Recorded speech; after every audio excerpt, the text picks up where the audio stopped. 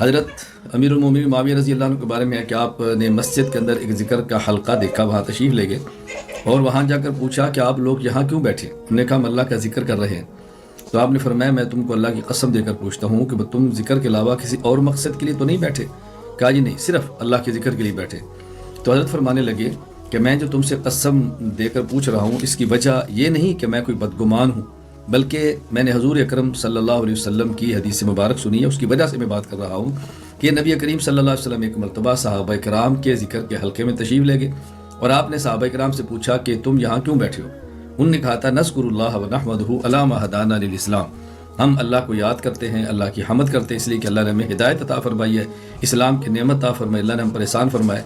تو رسول اکرم صلی اللہ علیہ وسلم نے ان سے اسی لیے پوچھا تھا اللہ ما اجلسکم الا ذاک، میں تمہیں اللہ کی قسم دے کر پوچھتا ہوں کہ تم صرف اسی وجہ سے بیٹھے ہو؟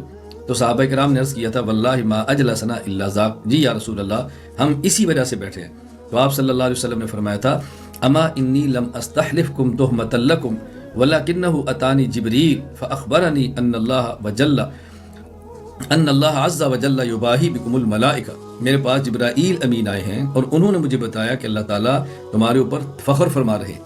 تو میں کوئی تم پر تہمت یا بدگمان نہیں ہوں کہ تہمت لگا بدگمان ہو کہ شاید تم جھوٹ بول رہے ہو، بلکہ جبرائیل امین آئے اور انہوں نے بتایا کہ اللہ ان کے اوپر فخر فرماتے ہیں۔ تو اس لیے میں نے تعجب سے پوچھا کہ اس کے علاوہ کوئی اور عمل تو نہیں ہے؟ یعنی اللہ تعالیٰ کا فخر فرمانا کیا صرف اسی عمل کی وجہ سے ساتھ کوئی اور عمل بھی ہے؟ میں نے اس لیے تمہیں قسم دے کر پوچھا ہے۔